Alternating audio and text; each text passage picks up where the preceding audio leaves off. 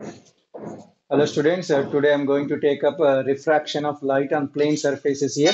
So before going to learn what is refraction, so let us understand what is meant by a physical quantity called as refractive index here.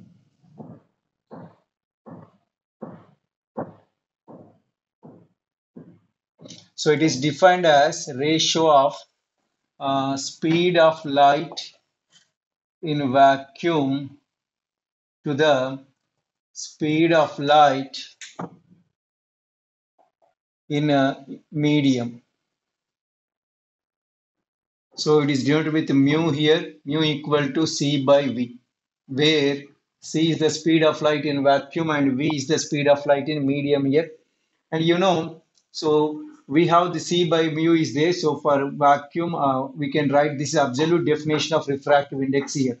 And if you take for vacuum here, so denominator also becomes c. So for vacuum, mu value equal to 1. And for air, actually, mu value is slightly 1 point something is there, but it is equal to taken as 1 only. For all other media,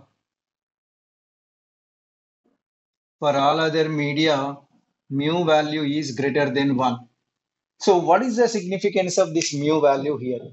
So mu value will tell you the nature of the medium, whether a medium is a rarer medium or denser medium can be understood with the help of this mu value. So greater the value of mu, greater is the density of the medium. You can see the minimum value of the mu is 1. So the rarer medium is vacuum. And because vacuum is now here not available, air is available. So air is taken as a rarer medium here. So less than air, there is no other media except vacuum that is in the space. So greater the value of mu means that is more dense, and if mu is less, it means less dense. For example, let us take for water, mu value is 4 by 3. For glass, mu value is 3 by 2. So compared to the air, water is denser. Compared to the air, glass is denser. But compared to water, glass is denser. Why? Because it is 1.33, it is 1.5. And if you take diamond, so its value is 2.24 is there. So means diamond is still more denser than these two here. So what is the significance of this mu value here? More value of mu indicates more denser is the medium. And if you want to know which is rarer and which is denser, you can compare the mu values to understand what is which is denser, which is rarer medium here. Okay, so this is the value of this mu here. So from this one, we can have other definitions also. For example, if you want to write the refractive index of two different media, how do you write? So, for example, this is for one media, I can write mu1, this is 1. For another media, I can write C by V2, right? So, if you write mu1 by mu2, then what you are going to get, if you divide this, you are going to get V2 by V1. And the wave equation relation v equal to nu lambda. V is the velocity, nu is what your frequency, and lambda is what your wavelength. So nu never changes wherever you go, whether the medium changes or not, doesn't matter. This is going to be fixed, it does not changes. So we can write here V2 equal to nu lambda 2 and here nu lambda 1. So this cancel out. What is the relation we are going to get here? Mu1 by mu2 equal to V2 by V1 and that equal to lambda 2 by lambda 1. So this is the relation between refractive index, velocity of wave, light and medium, and its wavelength here. So this is the definition and its significance of the refractive index, right? So now let us move on to the actual part of the topic here, that is refraction of light.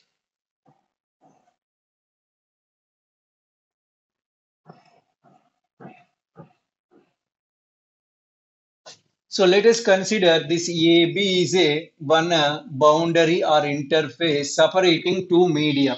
How do you say that two media? If you have two different values for refractive index, then this is called as what here? two media. This is one media, this is another media. AB is separating these two media here.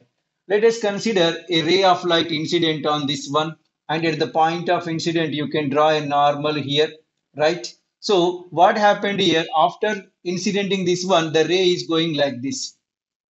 So what happened here? The ray has bent where it has bent at the media, at the boundary separating two media. So this phenomena is called as what here? Refraction of light. Simply I can say bending of light due to change of medium is called as refraction of light. Bending of light due to change in medium is called as refraction of light. So here, what happened here? In this one, I considered mu2 greater than mu1 so that the light has bent towards a normal. So this is called as angle of incidence. This is called as angle of refraction. And this is a normal here. Okay, AB is the boundary. So mu2 greater than mu1 means mu2 more means it is more denser, is it is less denser. Better to call this is denser medium, this is rarer medium. What happened here? The ray has bent towards a normal here. Okay. Now, if you take in another case here, for example, the CD is a another one. What happened here? This is a normal, so it is gone like this. So here mu3, mu4 I am taking. So mu3 is greater than mu4 for example. What happened here? The ray has bent away from the normal.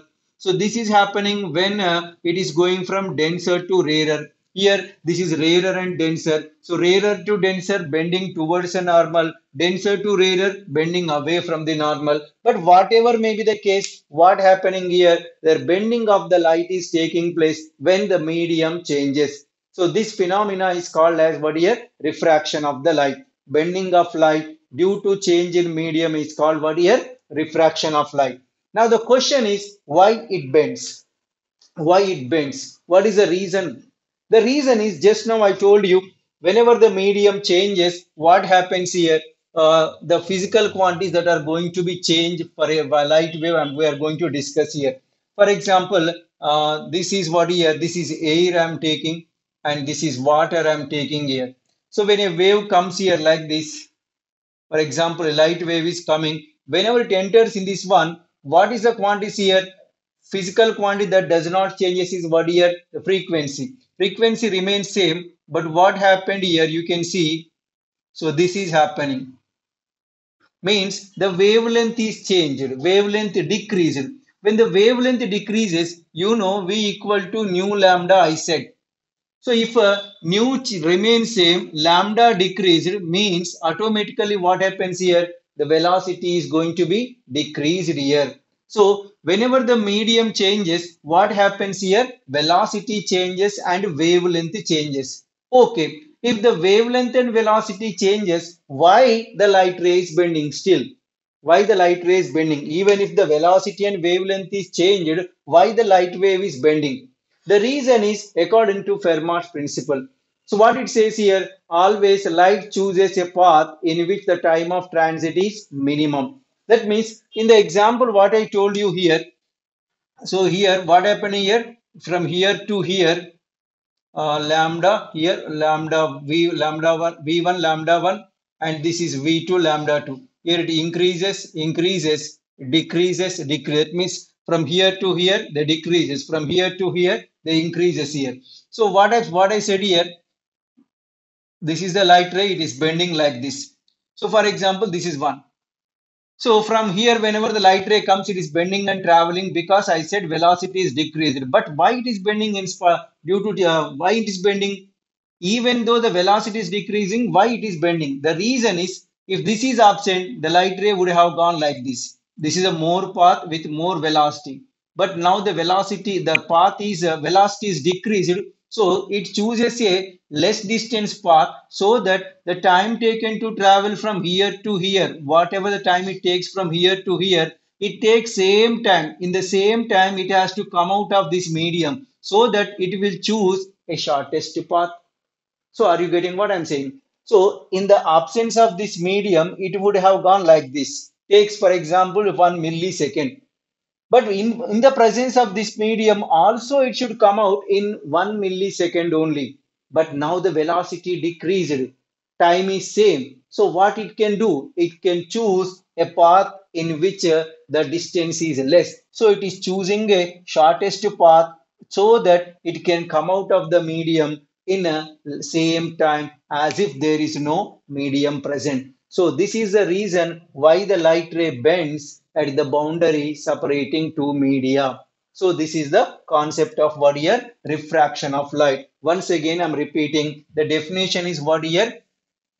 Bending of light ray whenever medium changes is called as what here? Refraction of light.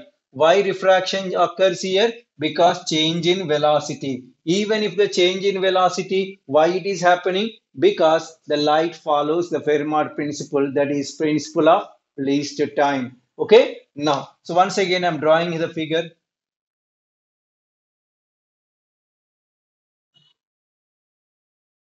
So this is mu1, this is mu2, I'm calling. This is angle of incidence, this is angle of refraction, this is normal. AB is the boundary separating two media. And here mu2 greater than mu1, that is, this is rarer medium, this is denser medium. Okay. Now we have refraction loss, that is loss of refraction.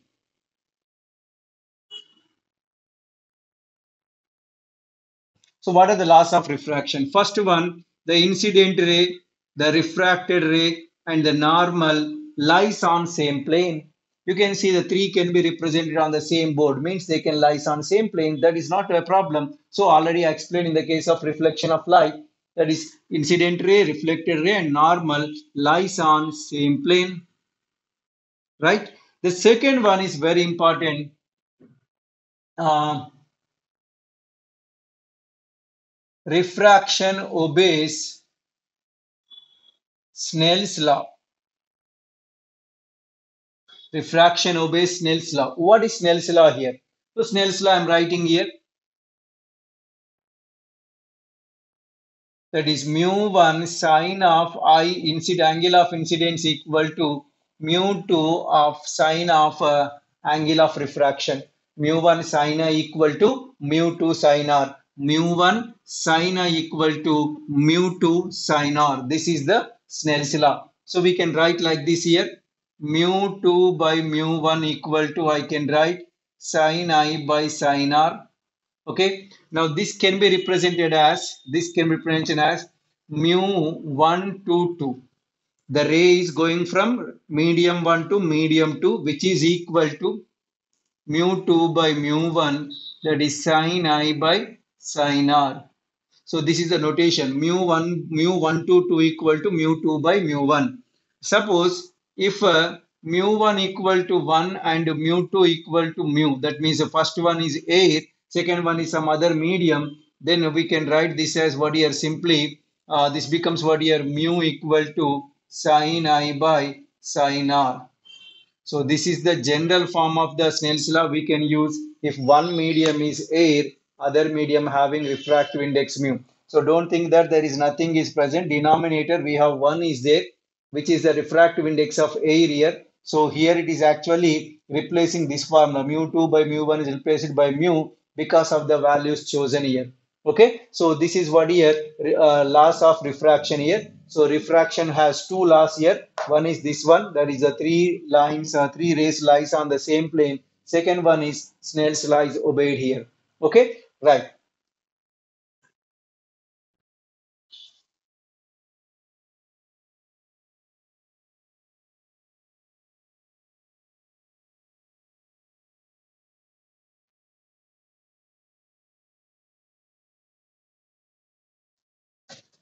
So let us apply this Snell's law to multiple refractions here.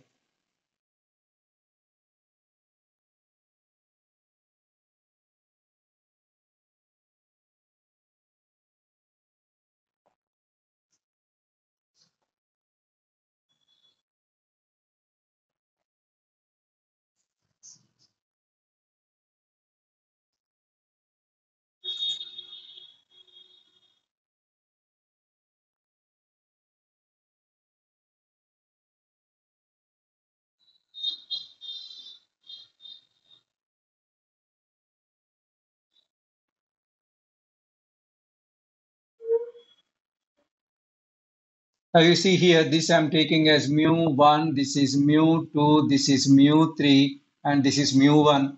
Here, this is angle I, this is R1, this is also R1 according to geometry. This I'm calling as R2, this is also R2, and this becomes again I. Remember, always the emergent ray will be parallel to the incident ray if the medium at the two extremes is same. If this is air, the incident ray and the emergent ray will be always parallel. Therefore, I written here angle I. Here also angle I. Sorry, this one is not I. This is I. am sorry. Okay. So see, keep in mind that when the incident and emergent media is same, the angles are also same. So let us apply this Snell's law here. So what is the first one here? Mu1 sin I equal to what I can write here? Mu2 here sin R1, and here again we can write what here? We have mu2 sin R again, sin R1. Here mu 3 sin R2, and last one is what here? Mu sin I, mu 1. Okay. So what happened is, suppose instead of writing this one, better to take the multiplication so that you will have clear idea. That is first going from mu 1 to 2. This is what here mu 2 to 3, then 3 to 1. Here what I can write? Sin I by sin R1. Here we can write sin R1 by sin R2, R1, R2, and here R2I. Here I can write sin R2 by sin I.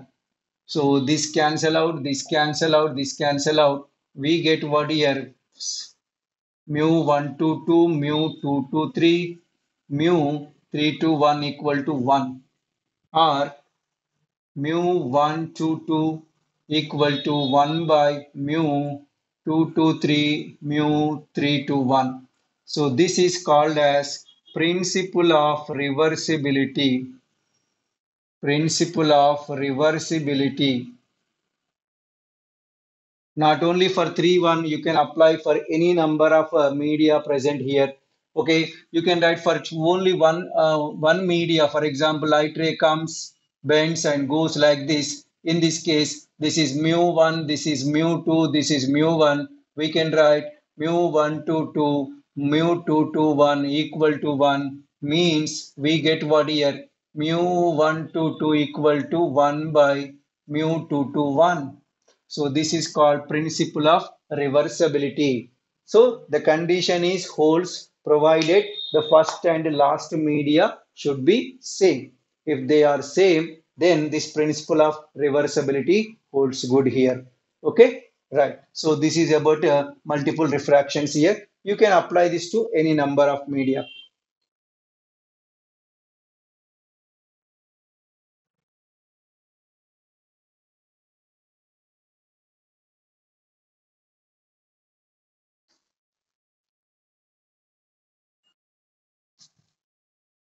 Next, lateral shift.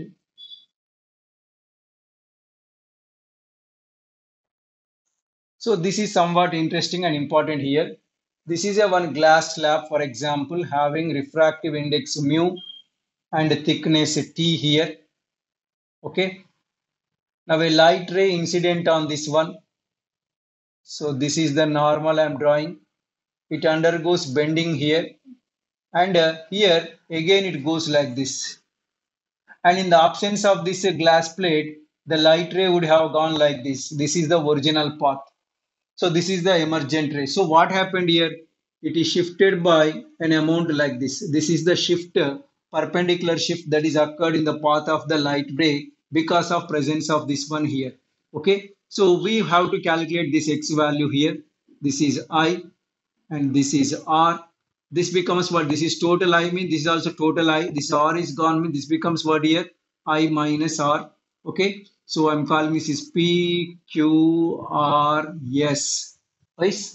Okay. So this thickness is what here? T here. Refractive index I'm taking as mu here.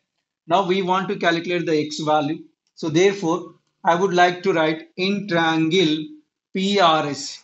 In triangle PRS, what is here? This is the hypotenuse here because this is a perpendicular drawn here. So therefore, I want a cos of, sorry, not cos, because opposite angle is there. So better to take a sine. Sine of I minus r equal to opposite by hypotenuse, that is x by PR we can take here. And in triangle PQR, in triangle PQR, adjacent value we know, that is what here T, and hypotenuse is PR. So I can take what here cos R equal to, what I am going to write here, this value is T by PR. So divide these two. So what do you get here? X by T equal to sine of I minus R by cos R, and x equal to T sine of I minus R divided by cos R. So this is the expression for lateral shift whenever a glass slab or any material, transparent media is placed in the path of this one, it shifts by like this. See here, the shifting depends on the angle I here. So and as the angle goes like this, what happens here? This also goes like this. For example, if it incidents like this, for example, one example problem I'm taking here. Um, if the light ray comes like this is called grazing incidence. Try to understand what I'm saying here. So grazing incidence means the angle becomes 90 degrees. I becomes 90 degrees here.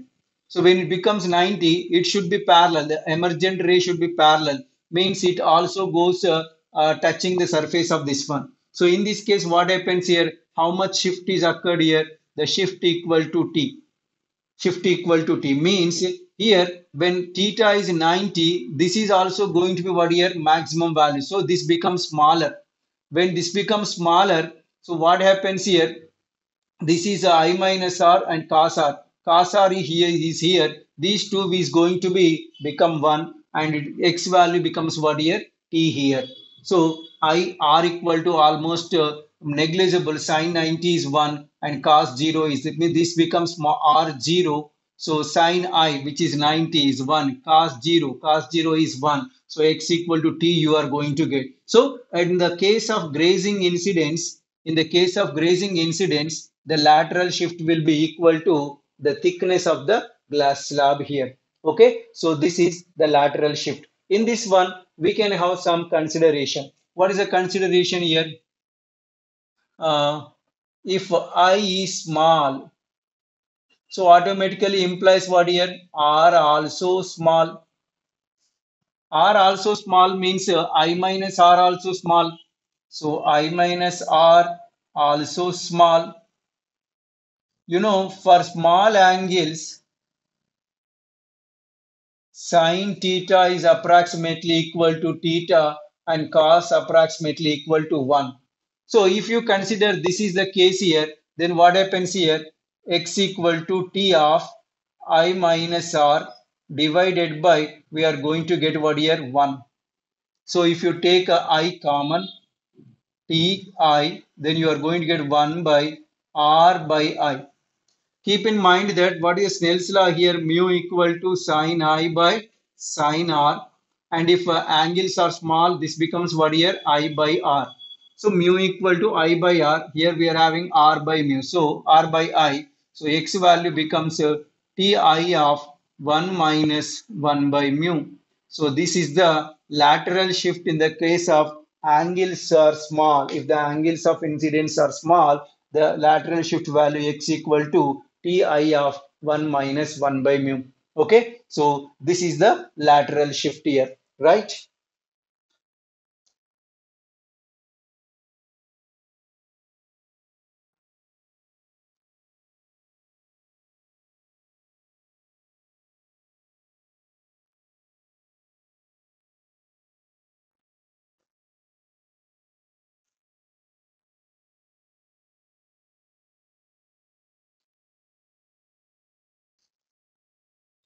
Now, just now I told you whenever the medium changes, the light ray is going to bend. So, and also I told you when it is going from rarer to denser, it is bending towards a normal. When it is going from denser to rarer, it is bending away from the normal. So let us take the case where, so this is the denser medium, this is the rarer medium here. So this is the normal. First of all, a light ray comes here. This is number one. So it bends away from the normal one. Now I increase the angle of incidence. So this also bends further. And if I increase further, what happened here? It is going like this.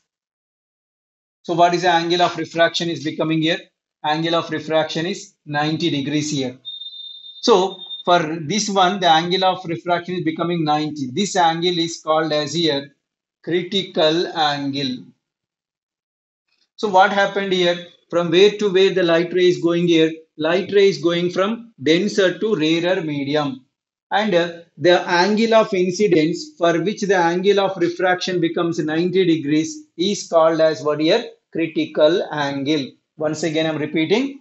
When the light ray is going from denser to rarer medium, the angle of incidence for which the angle of refraction becomes 90 is called as what here? Its critical angle. Critical angle of denser medium with respect to rarer medium here. So if you write a Snell's law here, what happens here? Remember, we wrote Snell's law for rarer to denser as mu equal to sine I by sine r. This is from rarer to denser. But now the light ray is going from denser to rarer. Therefore, I will write 1 by mu equal to sine I. What is the angle of incidence? Critical angle. I am calling this as C. So sine C by sine 90 because angle of refraction is 90. Sine 90 is 1. So it is sine C. So mu equal to 1 by sine C is a relation between refractive index and critical angle, or if you want, C equal to sine inverse of 1 by mu. So this is the critical angle. Remember, this is rarer, this is denser. Because of that one I wrote like this. But what is the correct way? If two media are having refractive index is denser, be different, the denominator should have what here? Denser medium, and numerator should be rarer medium. For example, instead of rarer and denser, if I give like this mu1 and mu2, what we can write here? Here it becomes what here? Mu1, and here becomes mu2, and here also we can write what here? Mu2 by mu1 equal to 1 by sine C, and sine inverse of mu1 by mu2 also we could write. That means a critical angle of medium 2 with respect to medium 1. So if two media is given, you can write like this. Or one media is air, another media is denser medium. C equal to, simply we can write sine inverse of 1 by mu. Right? So this is the critical angle. Now let us consider the same case if the angle of incidence is further increased here. So what happens here? There is no scope for the ray to refract because there is already 90 degrees which is maximum in that media. Therefore, what happens here? The light ray goes like this. Instead of refraction, the light ray undergoes what here? Reflection. And this phenomena is called as total internal reflection. Total internal reflection. So when it is happened here, it is happened when the light ray is going from denser to rarer medium. And what is the condition here? The condition is if the angle of incidence is greater than critical angle. So this is the angle I which is greater than critical angle. So if the angle of incidence is greater than critical angle, what happened here? The ray is totally reflected back into the same denser medium, and this phenomena is called as what here? Total internal reflection. So the condition is very important. The first condition is it should go from denser to rarer, and the second condition is angle of incidence must be greater than critical angle. So if these two conditions are satisfied, instead of refraction, the light ray totally reflected back. Remember, totally reflected. Why I'm saying totally? In the normal case, what happens here? When light ray falls on a transparent substance, so part of the light will be reflected, remaining will be refracted. That means some loss of light is there due to reflection. But in this case, in total internal reflection, that is not going to happen. whatever the light comes, that is totally reflected down to the same medium. There is no loss due to any other case refraction here. Total light is reflected, so that is a very important one. That means there is no loss of energy in this TIR here. So this is the very important application to be used in the optical fibers due to this TIR phenomena here. So the best examples of the total internal reflection is here, shining of the diamond here. I told you the refractive index of diamond is 2.24. Its angle of critical angle is also less because it depends on mu value. So higher the mu value, lower will be the angle here. Its value is around 22. So what happens here? Whenever the light enters into the diamond, it undergoes multiple reflections inside, hence it appears to be shining. So the brilliance of the diamond is due to what here? Total internal reflection. The second one, in the on the sunny day, when you are going on a road, you will see that there is some water on the road. But when you go there, you don't find any water. It is an illusion. So this type of phenomena is called as what here? Mirages. So mirages are formed due to what here? Total internal reflection here. And also optical fiber cables uses the phenomena of this total internal reflection to send the data or to send the signals from one point to another point in a split of second here with the speed of light here. We'll discuss that one in the next class here. So we have discussed today the definitions and also what is a refraction and critical angle, total internal reflection, etc. we completed here. So in the next class, we are going to continue the same in refraction of light part 2 here. Okay, thank you.